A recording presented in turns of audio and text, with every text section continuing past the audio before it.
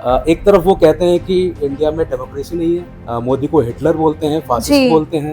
At the same time वो हर दूसरे दिन नया वीडियो ले आते हैं अपना। अगर ध्रुव राठी की बात में करूँ तो मुझे ऐसा लगता है ही इज क्वाइट अमेच्योर। कोई भी आदमी हिटलर है या तो वो है या वो नहीं है। आप ये नहीं बोल सकते कि 80% हिटलर है। आप ये देखिए कि वो इतना सारा कुछ बोल रहा है, इंडिया में आ रहा है, इंडिया गेट पे जाके अपनी फोटोज खिंचवा रहा है, वीडियोस बनवा रहा है। दूसरी तरफ कहता है कि इंडिया में डेमोक्रेसी नहीं है। आप गवर्नमेंट को खुलेआम गलत बोल पा रहे हो, झूठे फैक्ट्स दिखा रहे हो, और डेमोक्रेसी में क्या चाहिए आप जानने की तो क्या एज ए जर्नलिस्ट आपका काम है कि उस चीज को आप रिपोर्ट कर दीजिए। ठीक है, इंडिया ने इतना बड़ा अचीवमेंट किया, दैट इज गुड। आप उसके अंदर मतलब भुखमरी को ले आएंगे, आप उस चीज में गरीबी को ले आएंगे। कभी अब जैसे ध्रुव राठी ने बोला है कि इंडिया के अंदर रोड्स बननी ही नहीं चाहिए, एग्जैक्टली इंफ्रास्ट्रक्चर बनना ही नहीं चाहिए। जरूरत क्या है एयरपोर्ट्स की हाँ। और रोड्स की। तो एक तरफ आप कहते हैं कि इंडिया प्रोग्रेस नहीं कर रहा है, ठीक है, दूसरी तरफ आप कहते हैं कि प्रोग्रेस करनी भी नहीं चाहिए।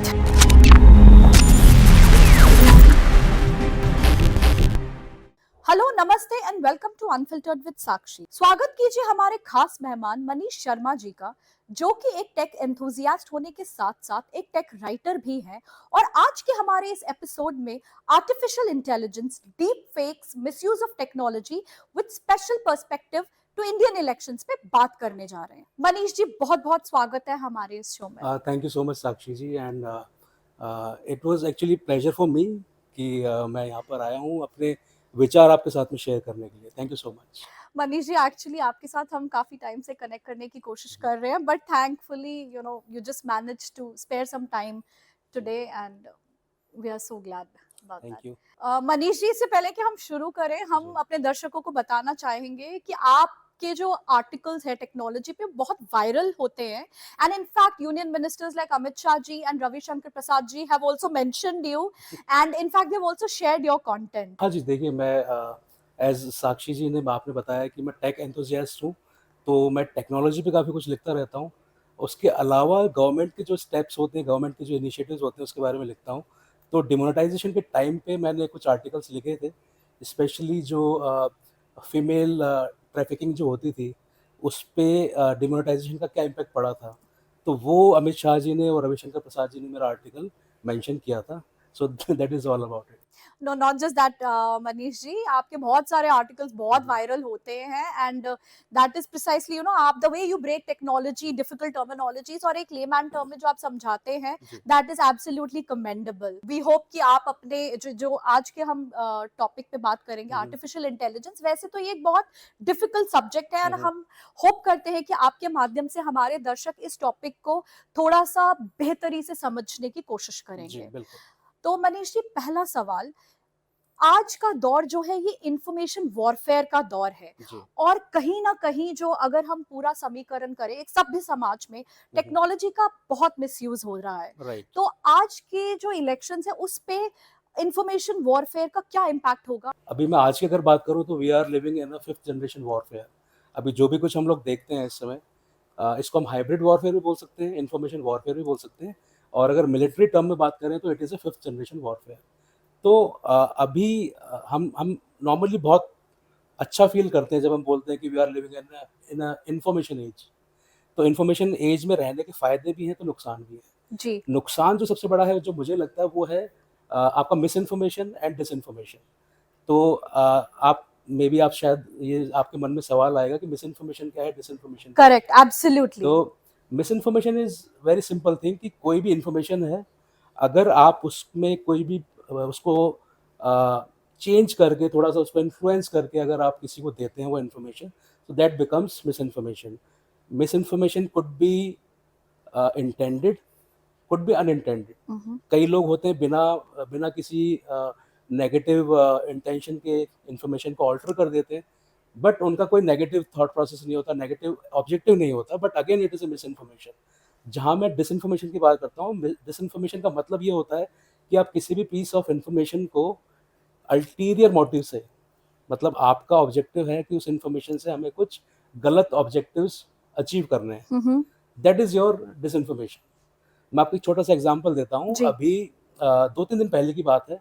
तो सोशल मीडिया पे कुछ सर्वेस चल रहे थे। हम्म। एक माई एक्सिस करके एक ग्रुप है, जिनके जो ओपिनियन पोल्स हैं काफ़ी जी। एक्यूरेट माने जाते हैं। जी। तो उनके नाम पर एक सर्वे बनाकर और शेयर किया जा रहा था, जिसको कि कांग्रेस के काफ़ी लीडर्स ने शेयर किया, प्लस जो सोशल मीडिया पे जो एंटी मोदी ब्रिगेड जिसको हम बोलते हैं, हम्म उन लोगों ने काफ़ी शेयर किया और उसमें ये बताया जा रहा था कि बीजेपी की इस बार काफ़ी कम सीट्स आएंगी। And it was a complete एक टेम्पलेट बनी हुई थी, उसमें पूरा लोगो वगैरह लगा हुआ था, सब कुछ था। बाद में जो माई एक्सिस के जो हेड हैं, उन्होंने एक बाकायदा अपना एक स्टेटमेंट जारी किया और उन्होंने बोला कि यह इन्फॉर्मेशन गलत है। लेकिन अब आप देखिए इससे डिसइन्फॉर्मेशन कैसे हुआ। हम्म उन्होंने वोटर्स को इन्फ्लुएंस करने के लिए इस तरह का एक ओपिनियन पोल क्रिएट किया, जिसमें उन्होंने ये बताया कि मोदी जी जो हैं या बीजेपी जो है वो इस बार उतने अच्छे मार्जिन से नहीं जीतेगी, उनको काफ़ी नुकसान होने वाला है। इससे क्या होता है कि आपके वोटर्स के ऊपर इन्फ्लुएंस होता है। आप उन अगर आप देखेंगे तो कहीं न कहीं उनका मॉरल डाउन हो सकता है जी। और जिसका इम्पैक्ट इलेक्शन पे होता है। So this is all about misinformation and disinformation. In fact I was just about to ask you hmm, hmm. कि कहीं ना कहीं हम लोग एक लेमैन समझ नहीं पाता है ये हुँ, जो इंट्रिकेट डिफरेंस है मिस हुँ। इन्फॉर्मेशन और डिसइन्फॉर्मेशन जी। के बीच का। हुँ, तो अभी जैसा कि एक यूट्यूबर बहुत चर्चा में रहते हुँ, हैं, हुँ। ध्रुव राठी, जी। उन्होंने अभी एक डेमोक्रेसी इन डेंजर पे, जी, जिसमें उन्होंने मोदी जी की तुलना हिटलर से कर दी थी। जी। तो क्या उस टाइप के जो वीडियोस आते, क्या वो माना जा सकता है कि वो डिसइन्फॉर्मेशन कैंपेनिंग हो रही है? एब्सोल्युटली वो कंप्लीट पीस ऑफ डिसइन्फॉर्मेशन ही है। और अगर ध्रुव राठी की बात मैं करूँ तो मुझे ऐसा लगता है ही इज़ क्वाइट मैच्योर। ठीक है, वो क्या बोल रहे हैं, क्यों बोल रहे हैं मुझे समझ में नहीं आता। एक तरफ वो कहते हैं कि इंडिया में डेमोक्रेसी नहीं है, मोदी को हिटलर बोलते हैं, जी। फासिस्ट बोलते हैं। एट द सेम टाइम वो हर दूसरे दिन नया वीडियो ले आते हैं अपना। अभी उन्होंने 4-5 चैनल्स भी अपने लॉन्च कर दिए डिफरेंट इंडियन लैंग्वेजेज़ में। करेक्ट। सो मुझे समझ में नहीं आ रहा कि वो एक तरफ तो इंडिया को बोल रहे हैं कि 80% डेमोक्रेसी खत्म हो गई इंडिया में, ऐसा जी कुछ उन्होंने बताया जी था। जी जी। सो सबसे पहले तो मुझे ये समझ में नहीं आता कि 80% का फिगर कहाँ से लाए वो। ठीक है, कोई भी आदमी हिटलर है या फिर वो फासिस्ट है, so that should be either 0% और और 100%। 1% और hundred 100%। Percent it is only binary, या तो वो है या वो नहीं है। आप ये नहीं बोल सकते कि 80% डिक्टेटर है, 20% ही इज़ अ सेक्युलर और डेमोक्रेसी में विश्वास रखने वाला है। सो आप ये देखिए कि वो इतना सारा कुछ बोल रहा है, इंडिया में आ रहा है, यहाँ के पॉलिटिकल लीडर से मिल रहा है, यहाँ करेक्ट। के न्यूज़ एंकर से वो खुलेआम मिल रहा है, इंडिया गेट पे जाके अपनी फ़ोटोज़ खिंचवा रहा है, वीडियोज़ बनवा रहा है। हाँ, लिटरली फेस्टिवल्स में भी तो फेस्टिवल्स पार्टिसिपेट में करता है। पार्टिसिपेट कर रहा है और दूसरी तरफ कहता है कि इंडिया में डेमोक्रेसी नहीं है। तो मुझे समझ में नहीं आता कि डेमोक्रेसी क्या है? आप अपने थॉट्स एक्सप्रेस कर पा रहे हो, आप फ्रीली मूव कर पा रहे हो, आप गवर्नमेंट को खुलेआम गलत बोल पा रहे हो, झूठे फैक्ट्स दिखा रहे हो, और डेमोक्रेसी में क्या चाहिए आपको? और अगले दिन आके आप फिर से वही चीज रिपीट कर रहे हो, तो ये आई बिना थिंक, जेल जाए या हाँ, बिना और उन पे किसी। एक्शन भी तो नहीं होता है कुछ। करेक्ट। उन पे कोई भी एक्शन नहीं है। आप मैं जितने भी लोग हैं, जितने भी लोग डेमोक्रेसी इन डेंजर वाला झंडा उठाते हैं, मेरे को उनको बस ये कहना है कि एक बार आप हिटलर के बारे में पढ़िए, मुसोलिनी के बारे में पढ़िए, पोल पॉट एक होते थे उनके बारे में पढ़िए। उन लोगों के अगेंस्ट में अगर कोई बोलता भी था, उनकी स्पाई एजेंसीज़ रहा करती थी पूरे देश में। अगर कोई उनके बारे में नेगेटिव थॉट लाता भी था, तो सेम डे उसको मरवा देते थे वो लोग या गायब कर देते थे। यहाँ पर तो पिछले 10 साल से मोदी जी के अगेंस्ट, मैं तो कह रहा हूँ 2002 से एक दो से कैंपेन चल करेक्ट। रहा है उनके अगेंस्ट, और पिछले 10 साल से तो वो पीएम है यहाँ पे। उनके अगेंस्ट आप इतने सारे आपने कभी कोई प्रोटेस्ट कर देते हो, कभी कुछ कर देते हो, और मैंने तो आज तक एक भी एक्शन नहीं देखा किसी के अगेंस्ट लिया हो। तो I think he is delusion Dhruv Rathee, I would say. And in fact I think Dhruv Rathee जैसे लोगों को इसी पर्सपेक्टिव से हुँ, वेस्ट हुँ। बंगाल की तरफ या कर्नाटका की तरफ देखना चाहिए, हुँ, हुँ। जहां पे वहां के जो लीडर्स हैं उनके जी, कार्टून्स बनाने पे उन लोगों को जेल के पीछे भेज दिया गया, and they have actually been lodged in the jail for quite some time. Right. तो आई डोंट नो कि ये सिलेक्टिव मायोपिक व्यू क्यों लेकर आते हैं, बट कहीं ना कहीं इसे हम कह सकते हैं हुँ, कि हुँ। ये मिसयूज ऑफ टेक्नोलॉजी है। और बिल्कुल। तो हाँ, बिल्कुल देखिए आप, अगर हम ध्रुव राठी की बात करें, रवीश कुमार की बात करें, they all are I mean Ravish Kumar तो फिर भी एक जर्नलिस्ट हैं, थे, बट हाँ, अब तो थे, हाँ, यूट्यूबर है। Alleged alleged elicit. हाँ, तो आजकल जिसके हाथ में भी कैमरा है, he is a potential journalist. मतलब आप कुछ भी चीज़ रिकॉर्ड कर सकते हो, आप कुछ भी चीज़ बोल सकते हो, उसको स्प्रेड कर सकते हो। तो ये जितने भी लोग हैं, इन लोगों के पास में टेक्नोलॉजी है, टूल्स हैं, लेकिन उससे ज़्यादा इम्पोर्टेंट है इनके मोटिव्स क्या हैं। मोटिव्स इन लोगों के नेगेटिव हैं। मतलब इनको कुछ भी करके अपना एक एजेंडा चलाना है। Correct. That is the only motive. आप रवीश की बात कीजिए, अब रवीश जी का जो मैं कल एक वीडियो देख रहा था, तो या पहले भी उनके कई वीडियोज़ आते हैं, तो इंडिया कुछ भी अच्छा करता है, कुछ भी अच्छा अचीव करता है, सपोज़ हम चंद्रमा पे पहुँच गए, तो जानने की क्या तो ज़रूरत। एज़ अ जर्नलिस्ट आपका काम है कि उस चीज़ को आप रिपोर्ट कर दीजिए कि ठीक है, इंडिया ने इतना बड़ा अचीवमेंट किया, दैट इज़ गुड। आप उसके अंदर मतलब भुखमरी को ले आएँगे उस चीज़ में, आप उस चीज़ में गरीबी को ले आएँगे। मुझे उनके समझ में नहीं आता वो करना क्या चाहते हैं। कभी अब जैसे ध्रुव राठी ने बोला है कि इंडिया के अंदर रोड्स बननी ही नहीं चाहिए, एग्ज़ैक्टली, इंफ्रास्ट्रक्चर बनना ही एग्ज़ैक्टली। नहीं चाहिए। ज़रूरत क्या है एयरपोर्ट्स की और हाँ, रोड्स की? तो एक तरफ आप कहते हैं कि इंडिया प्रोग्रेस नहीं कर रहा है, ठीक है? दूसरी तरफ आप कहते हैं कि प्रोग्रेस करनी भी नहीं चाहिए। सो दैट इज़ डिसइन्फॉर्मेशन। उनका अल्टीरियर मोटिव यही है कि जैसे भी करके गवर्नमेंट अगर कुछ अच्छा काम भी करती है, उसको भी ये लोग नेगेटिव शेड में दिखाते हैं। राइट। और उनके पास में मिलियंस ऑफ फॉलोअर्स हैं, एंड आई एम श्योर कि जितने भी फॉलोअर्स हैं वो अपना ब्रेन का यूज़ नहीं करते हैं, और कहीं न कहीं वो इन्फ्लुएंस हो जाते हैं। आप अगर उनसे बात भी करना चाहेंगे, समझाना भी चाहेंगे, तो दे हैव एक्चुअली उनका एक नेगेटिव थॉट प्रोसेस बन चुका है because of repeated consumption of negative news correct. या डिसइन्फॉर्मेशन। हुँ, हुँ। तो अगर आप उनको समझाना भी चाहेंगे, समझेंगे नहीं वो लोग। इतना उनका ब्रेन वॉश हो चुका है। In fact, any motive devoid of ethics hmm, is hmm. very very dangerous, right. especially जब आपके हाथ में एक बहुत बड़ा टूल यानी कि हुँ, जो हुँ। टेक्नोलॉजी है जो भारत में बहुत इजीली एक्सेसिबल है। राइट। सो इस पर्सपेक्टिव से अभी अगर हम देखें, हुँ, हुँ। रिसेंटली बिल गेट्स यहाँ आए थे और जी। उन्होंने मोदी जी से मुलाकात की थी, राइट। और अपनी उस मीटिंग में उन्होंने एआई के मिसयूज पर चर्चा की थी। हुँ, हुँ। तो आप क्या कहना चाहेंगे, क्या वाकई में कुछ लोग ये मानने को तैयार ही नहीं है कि एआई का मिसयूज पॉसिबल है? तो ओके। प्लीज आप हमारे व्यूअर्स को बताएं, जैसा हम डिस्कस कर रहे थे, तो हाँ, एआई हाँ। की पेनिट्रेशन कितनी डीप है जी। और डिसइंफॉर्मेशन कैंपेन कितना डेंजरसली भारत को इम्पैक्ट कर रहा है? देखिए, एआई की अगर मैं पेनिट्रेशन की बात करूँ, अगर मैं आपको फिगर की बात करूँ जी। एक, सो दैट इज़ 100%। जिस भी आदमी के पास में स्मार्टफ़ोन है, जी। He is a potential target of AI disinformation campaign. Because आजकल हर इंसान जो भी फ़ोन यूज़ करता है, वो किसी न किसी तरह के सोशल मीडिया से कनेक्टेड है। जी। It could be Facebook, it could be Twitter, आपका व्हाट्सएप है, टेलीग्राम है, और जितने भी ये मीडियम्स हैं, इन पे अगर आप हैं, तो आप उस एआई डिसइन्फॉर्मेशन कैंपेन के टारगेट हैं कहीं न कहीं। हम्म। आप आज नहीं हैं, लेकिन आप कल हो जाएँगे। सो अगर मैं पोटेंशियल एक फिगर की बात करूँ, दैट इज़ 100%। हर कोई इसका इम्पैक्ट झेलेगा।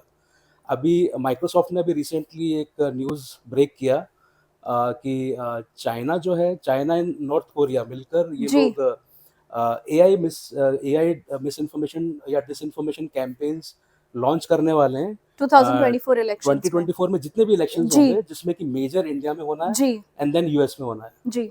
तो उसमें ये बोला गया है कि चाइना के साइबर ग्रुप्स हैं काफ़ी सारे, नॉर्थ कोरिया के कुछ साइबर ग्रुप्स हैं जो वहाँ की गवर्नमेंट द्वारा फंडेड हैं, सपोर्टेड हैं, एंड ये लोग क्या करने वाले हैं, ये AI generated videos, AI generated content, या फिर आपका डीफेक वीडियोस हो सकते हैं। जी।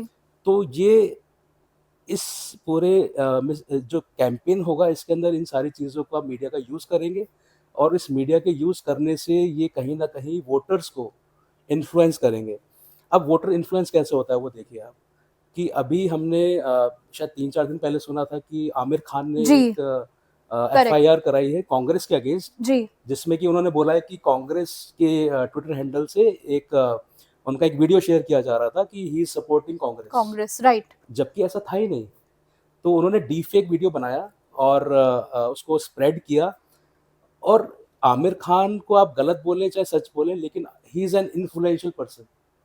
अगर आमिर खान कुछ बोलेंगे आज, तो लाखों करोड़ों लोगों पे उसका प्रभाव पड़ता है। बिल्कुल पड़ता है। ठीक है, आप उसका थॉट प्रोसेस, उसका माइंडसेट या उनकी विचारधारा से आप डिसएग्री करेंगे, but he has influence over the people. Absolutely. अगर वो बोलते हैं कि कांग्रेस को वोट देना है, तो कुछ हज़ार या कुछ लाख लोग मे बी शायद इन्फ्लुएंस होके दे दें। बिल्कुल, उनके फॉलोअर्स जो ठीक है ना? फैन, डाई हार्ड हाँ। फैंस हैं। तो पॉलिटिकल जो पार्टीज़ हैं, वो इसी तरीके से इसका मिसयूज़ करने वाली हैं।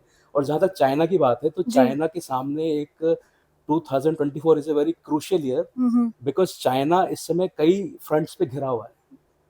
चाइना इस समय इकोनॉमिक फ्रंट पे घिरा हुआ है, इकोनॉमी उनकी डाउन जा रही है।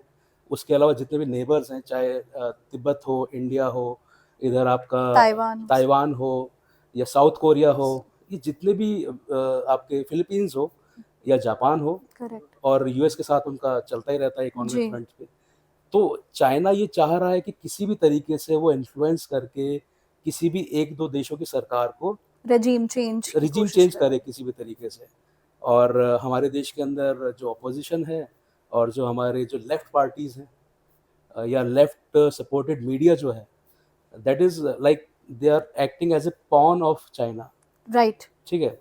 तो अगर चाइना इस चीज़ को करता है, और इवन जब माइक्रोसॉफ्ट इस चीज़ को बोल रहा है, तो हमें इसकी ग्रेविटी को समझना पड़ेगा कि जी। कितना बड़ा इम्पैक्ट हो सकता है। बिकॉज़ अगर आप देखेंगे, जो डोनाल्ड ट्रम्प है, डोनाल्ड ट्रम्प जब गया, जब वो हार गए, तो उसके पीछे कहीं न कहीं मीडिया का जो कैंपेन था, राइट। जो नेगेटिव कैंपेन उनके अगेंस्ट चलाया गया पूरा सोशल 6-8 मीडिया पे, महीने। स्पेशली ट्विटर एट दैट हाँ, टाइम। तो ट्विटर पे प्लस देखिए आप, ट्विटर पे कुछ कुछ खास तरह की न्यूज़ प्रमोट की जाती थी, कुछ खास तरह की न्यूज़ डंप कर दी जाती थी। शैडो बैनिंग तो। ठीक है, शैडो बैनिंग जो होती थी। जी। तो वही एक बहुत बड़ा रीज़न था कि यूएस के अंदर रिजिम चेंज हो गई। जी। अब अगर ट्रम्प वापस आते, तो ट्रम्प के वापस आने से चाइना को बहुत बड़ा नुकसान होने वाला था। बिल्कुल। और उसके अलावा अगर आप देखेंगे, तो जो ये आपकी जो वेपन लॉबी होती है, वो बहुत ज़्यादा नुकसान में थी, बिकॉज़ ट्रम्प की वजह से कहीं पे वॉर नहीं हो रही थी। करेक्ट। ट्रम्प हटे, ट्रम्प के हटते ही बाइडेन आए, बाइडेन के आते ही आप देख लीजिए, आप मतलब आप पिछले 4-5 साल की न्यूज़ देख लीजिए, यूक्रेन वॉर हो गया, मिडल ईस्ट के अंदर आप देखेंगे कि वहाँ पे डिस्टेबलाइज़ेशन हो गया, येमेन के अंदर प्रॉब्लम्स आ रही हैं, सीरिया में प्रॉब्लम आ रही है, अभी इज़राइल, इज़राइल, हमास। ईरान, ये जितनी भी चीज़ें आप चल रही हैं। इज़राइल। ट्रम्प के टाइम पे ट्रम्प ने सारे कंट्रीज़ के साथ में बैठकर एग्रीमेंट्स किए थे। इज़राइल, सऊदी अरब, यूएई, ये they were acting like a friend. Exactly. और उनके जाते ही आप देख लीजिए क्या हो रहा है। तो वेपन लॉबी, अगेन उसका भी रोल रहता है, प्लस चाइना तो फिर चाहता ही है। चाइना का जो ऑब्जेक्टिव है, वो यही है कि किसी भी तरीके से रिजीम चेंज की जाए, देन खुद के लिए इकोनॉमिक, स्ट्रेटेजिक फ़ायदे उठाए जाएँ। सो आई गेस इसको थोड़ा हमें सीरियसली लेना पड़ेगा। मनीष जी, आपने अभी हुँ, ट्रम्प की बात की और जी। कैसे सोशल मीडिया पे उस समय हम भी ट्विटर पे बहुत एक्टिव थे and hmm, we hmm. Saw कि कैसे ट्रम्प के अगेंस्ट नेगेटिव प्रोपेगेंडा जी। चल रहा था। एंड वही सिमिलर पैटर्न हम आज जो अभी 2024 के हमारे भारत हुँ, में हुँ। जनरल इलेक्शन स्टार्ट हो गए हैं उसमें भी देख रहे हैं। जी। तो ये कौन सी ऐसी फोर्सेस है जो फॉरेन फोर्सेस हैं जो रेजिम चेंज चाहती हैं apart from China? It's not hmm, just hmm. China. In fact, Soros has openly said कि I want a regime change in right. Bharat and I will pump in $1 billion. हुँ, तो right. why is it so? Why is everybody so desperate for a regime change in Bharat? देखिए, इस regime change की अगर हम बात करें, वैसे तो काफ़ी डिकेड से चीज़ें हो रही हैं, बट सोशल मीडिया की जहाँ पे रोल आता है, तो आप 2011-12 का टाइम याद कीजिए। उस टाइम पे अरब स्प्रिंग्स जी। हुआ था। इजिप्ट में। तो कुछ अरेबियन, कुछ मिडल ईस्ट के या कुछ अफ्रीकन कंट्रीज़ थे, जो मुस्लिम कंट्रीज़ हैं, उनके अंदर एक ऑल ऑफ अ सडन है ना, एक डिस्टेबलाइज़ेशन सा स्टार्ट हो गया था। इजिप्ट है, लीबिया है, और आस-पास के काफ़ी कंट्रीज़ थे। एक वहाँ पे एक छोटी-सी घटना हुई थी, एक कोई सब्ज़ी वाला था, जिसकी शायद डेथ हो गई थी, पुलिस वालों ने उसको मारा और उसकी डेथ हो गई राइट। थी। और उसके बाद में उसकी जो डेड बॉडी थी, उसका मिसयूज़ किया गया, उसकी फ़ोटोज़-वोटोज़ ट्विटर पे, सोशल मीडिया पे स्प्रेड की गई विद वेरी हाइली इन्फ्लुएंशियल, या बहुत ज़्यादा जिसको कहते हैं आपत्तिजनक वर्डिंग्स के साथ में। और एक ये चीज़ दिखाई गई कि जितने भी कंट्रीज़ हैं जिनको सॉर्ट ऑफ डिक्टेटर्स गवर्न कर रहे हैं, वहाँ पे ये दिखाया गया कि ये लोग हमें हमारे अगेंस्ट हैं। ये इन्होंने हमारी जितनी भी आज़ादी छीन रखी है, हमारे ह्यूमन राइट छीन रखे हैं सारे। और ये रातों-रात सोशल मीडिया पे इतना बड़ा इश्यू बन गया, फिर तहरीर स्क्वायर हुआ था, आपको राइट। अगर याद होगा। यस, आई और रिमेंबर वेरी वेल। कई कई कंट्रीज़ की गवर्नमेंट्स चेंज हो गई with in few months. Right. और उसमें अगर आप देखेंगे, तो कुछ वेस्टर्न प्लेयर्स हैं, जैसे जॉर्ज सोरोस है, और भी कुछ एनजीओज़ हैं, आपकी फोर्ड फाउंडेशन है, जी। इवन कहीं न कहीं सीआईए भी इसके बैकएंड में रहता है। तो ये सारी जितनी भी इनको आप एंटाइटीज़ बोल दीजिए, या फिर इनको आप ग्रुप्स बोल दीजिए, इनका काम यही होता है कि या तो कोई कंट्री उनके हिसाब से काम करे, मल्टीपल आपके वो हो सकते हैं यहाँ पे, आपके फार्मा लॉबी हो सकती है आपके बैकएंड में, आपका डिफेंस लॉबी हो सकती है, और भी कई ऑयल लॉबी हो सकती है बैकएंड में। तो इनका ये होता है कि अगर कोई भी कंट्री इनके ऑब्जेक्टिव को फुलफिल नहीं कर पा रहा है due to any X Y Z reasons, hmm. ये उसको फिर डिस्टेबलाइज़ करते हैं। सेम चीज़ इंडिया में होने वाली है, और ये अभी से नहीं हो रही है। अब 2014 में जब से मोदी बने पीएम, आप देखेंगे कुछ ही महीनों बाद आपका अवार्ड वापसी स्टार्ट हो गया था। करेक्ट। ठीक है, उसके बाद में आप देखेंगे हर 6 महीने में नई चीज़ आती गई। कभी फार्मर प्रोटेस्ट, कभी अग्निवीर प्रोटेस्ट, कभी फार्मर प्रोटेस्ट तो आई थिंक 7-8 बार हो चुका है। जी। ठीक है, उसके अलावा भी कई तरह के प्रोटेस्ट हो जाते थे। सीए का हुआ था। एंटी सीए प्रोटेस्ट, फिर राइट्स हो गए करेक्ट। दिल्ली के अंदर। तो इस तरह की कई घटनाएं अगर आप देखेंगे तो ये एक स्टेप बाय स्टेप एक प्रोसेस है, और यह स्टार्ट होता है, ये ऑर्गेनाइज होता है, कोऑर्डिनेट होता है सोशल मीडिया के through. Social media means technology. Right. तो आप टेक्नोलॉजी का यूज़ करके, अब वो चाहे मीडिया की टेक्नोलॉजी हो, चाहे सोशल मीडिया हो, चाहे न्यूज़पेपर्स हों, चाहे आपके न्यूज़ चैनल्स हों, इन सभी का यूज़ होता है इसमें। और ये हमने देखा भी है कि किस तरीके से कुछ न्यूज़ चैनल्स ने, कुछ जर्नलिस्ट ने, सो कॉल्ड जर्नलिस्ट ने किस तरीके से मिसलीडिंग न्यूज़ चलाई। बाद में उनका फैक्ट चेक करते रहिए, उससे फ़र्क नहीं पड़ता है। तब तक डैमेज हो चुका तब तक होता है। डैमेज ऑलरेडी हो चुका होता है आपका। आप ये मान के चलिए कि रवीश कुमार ने कोई न्यूज़ दिखाई या ध्रुव राठी ने कोई डिसइन्फॉर्मेशन कैंपेन चलाया, वो उनकी फैन फॉलोइंग लाखों में, करोड़ों में है। जी। एक बार जब वो चीज़ चली जाती है, उसका किसी के माइंडसेट पे इम्पैक्ट पड़ जाता है, तो देन उनका काम हो चुका होता है। सेम चीज़ अभी अगर आप राहुल गांधी के वीडियोज़ को अगर आप डिकोड करेंगे, तो वो एक ही चीज़ बार-बार बोल रहे हैं कि हमें सरकार बदलनी है, जी। हमें सरकार उखाड़ देनी है। जी। उनका वर्ड्स पे आप जाइए, आप वर्ड्स को आप सोचिए कि ये जो वर्बियाज ये लोग यूज़ कर रहे हैं, same verbiage have been used in Arab Spring. Arab Spring को अगर आप कभी ढंग से जी। स्टडी करेंगे, सेम वर्ड्स वहाँ पर हैं। तख्त-ओ-ताज हटा देंगे, वगैरह-वगैरह, इस तरह के जो वर्ड यूज़ होते हैं। तो इट्स अ मतलब बैकएंड में बड़े-बड़े प्लेयर्स हैं इस पूरे मिस इन्फॉर्मेशन कैंपेन के। और 2024 का जो इलेक्शन है, that is for me it is a watershed moment. अगर यहाँ पर रिजाइम चेंज होती है, सो आपने पिछले 10 साल में जो भी काम किया है, that will be undo in a single day. In fact आज सुबह ही चिदम्बरम जी ने बोला है कि अगर हम लोग इंडी सरकार बनाती है जी। अलायंस, तो हम सीएए को हुँ। रोल बैक करेंगे और मोदी सरकार के 5 कानूनों को चेंज करेंगे वगैरह वगैरह। सो कहीं ना कहीं जैसा कि आपने बताया कि जी। बहुत सारे फॉरेन इंटरेस्ट हैं जो रजीम चेंज चाहते हैं ताकि वो अपने हिसाब से उस देश को चला सके। एंड हमने ये देखा है पास्ट में कि India has been an open dumping ground. जी। आप चाहे वो वैक्सीन, जैसा हमने कोविड पीरियड में देखा था, how we created our own vaccines and did not allow Pfizer and other countries to use Indians as their guinea pigs, etc. etc. और आपने उन राइट, सब लॉबीज को ऑलरेडी मेंशन किया है। राइट। तो मनीष जी, आपने अभी तहरीर स्क्वायर, अरब स्प्रिंग और वहां की बात की। I think that was a watershed moment in the usages of social media. Right, right. So उस समय ट्विटर का जो यूज हुआ था, और उसके बाद हमने वो पैटर्न देखा है। और भारत में भी आपने ऑलरेडी काफी सारे मेंशन कर दिया है, जी। एक टूल किट गैंग हमेशा एक्टिव रहता है। एब्सोल्युटली, तो जी। जैसे ही उनका स्ट्रैटेजी प्लान होती है and all their lobbies, they work systematically and phase wise. तो उस, और आपने कहा कि सरकार बहुत लेथार्जिक वे में उसको डील करती है। तो राइट। ऐसा क्यों है कि सरकार इतना instead of being proactive, they are very defensive, and especially at given the fact कि AI and AI का जो जी। मिसयूज है वो बहुत बढ़ चुका है। राइट।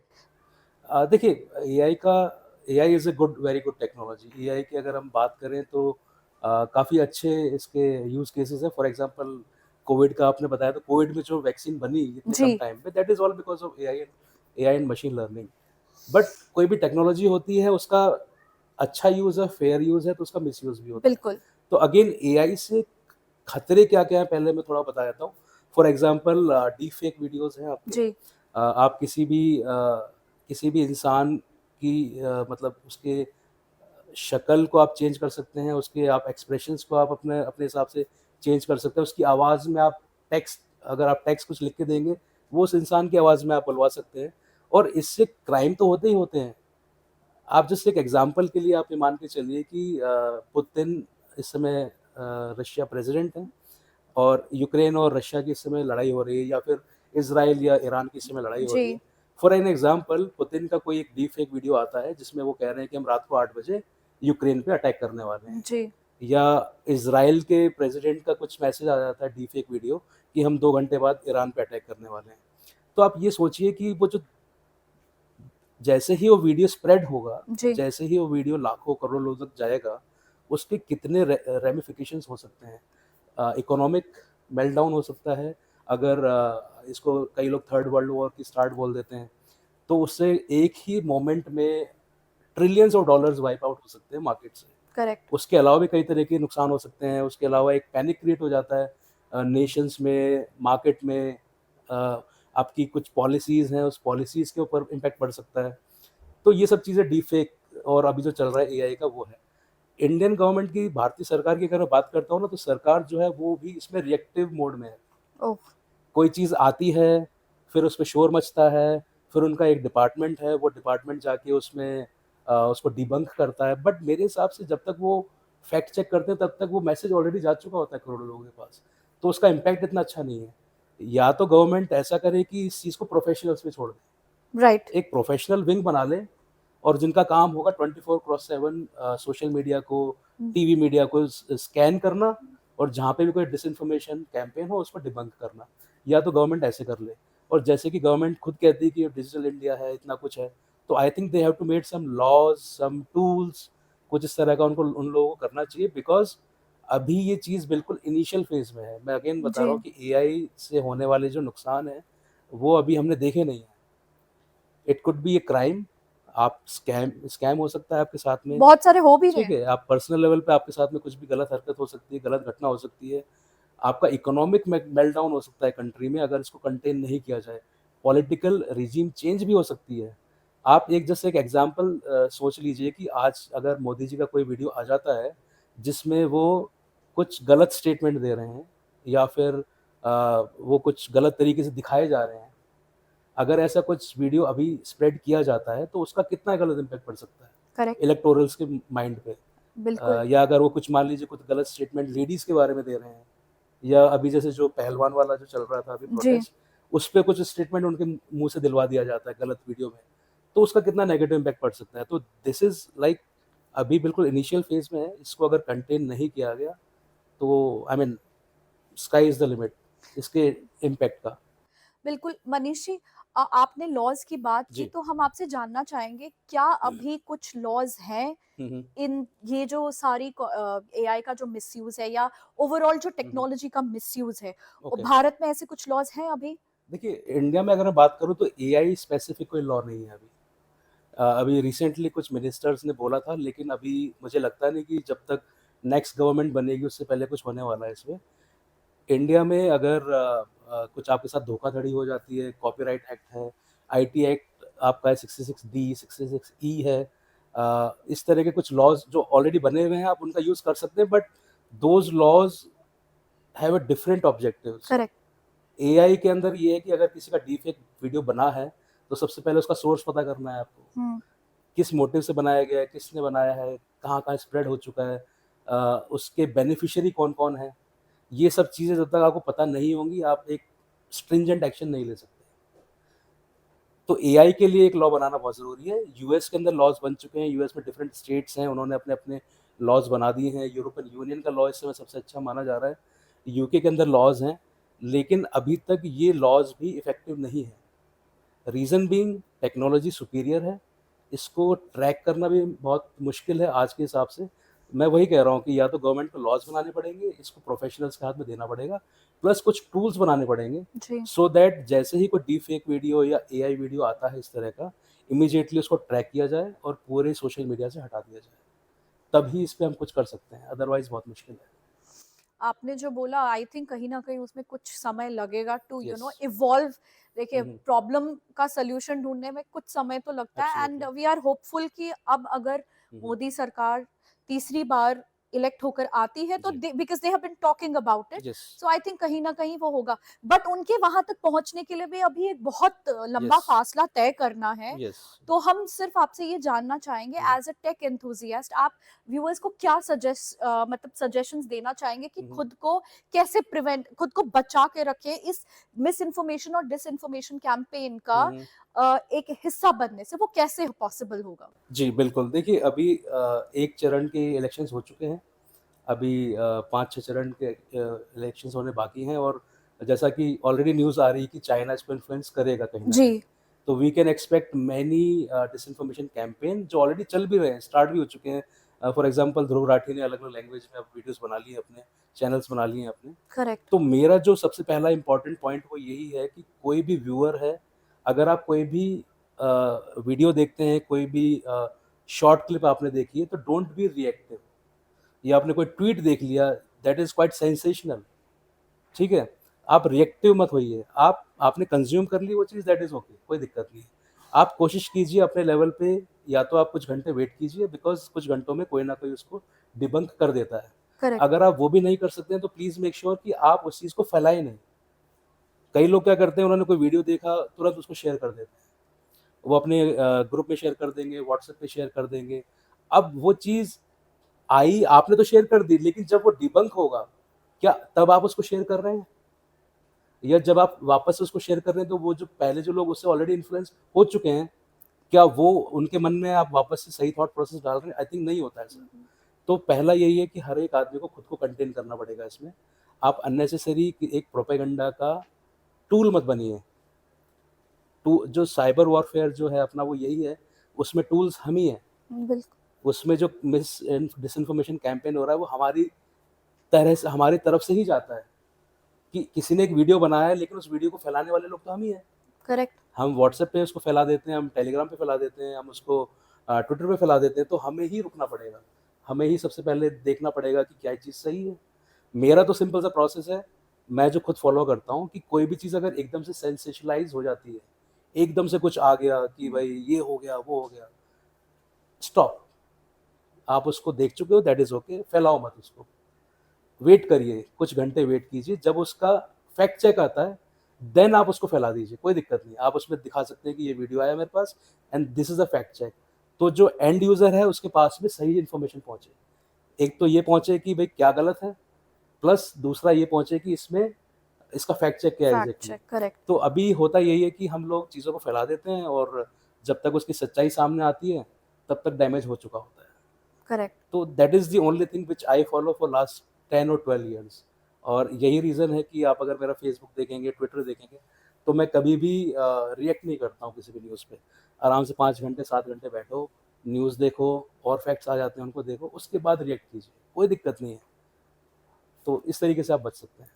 मनीष जी, हमने एआई के मिसयूज पे हुँ, बहुत सारी बातें कर ली, राइट। लेकिन हम आपसे जानना चाहेंगे एआई के कुछ ऐसे टूल्स हुँ, हुँ, जो सोसाइटी के लिए या जो अगर इलेक्शन हुँ, हुँ, पर्सपेक्टिव देखें उनके लिए बहुत बेनिफिशियल भी है। ओके।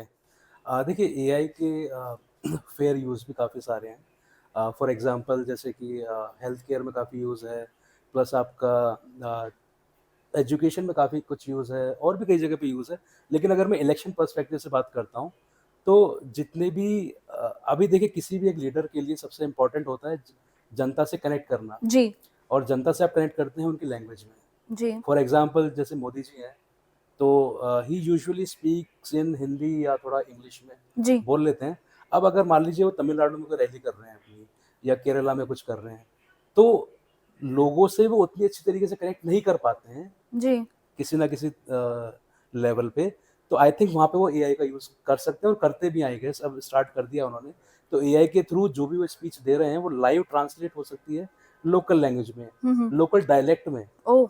क्योंकि नेता जो बोल रहा है, वो तो दैट इज़ फाइन, वो बात ठीक है, लेकिन अगर वो आपको अपनी खुद की लैंग्वेज में सुनाई दे जाए, उन्हीं की आवाज़ में, और डायलेक्ट भी वही हो, तो मुझे लगता है उसका इम्पैक्ट बहुत ज़्यादा होता है। एब्सोल्युटली होता तो है। एक अब फॉर एग्ज़ाम्पल, इमोशनल कनेक्ट होता है हाँ, पहली बिल्कुल। बात तो। अब फॉर एग्ज़ाम्पल अब मोदी जी कश्मीर में गए मान लीजिए, जी। वहाँ पे उन्होंने स्पीच दे दी अपनी नॉर्मल, गुजराती इन्फ्लुएंस वाली हिंदी है उनकी, जी। तो मेबी लोगों पे उतना इम्पैक्ट ना पड़े।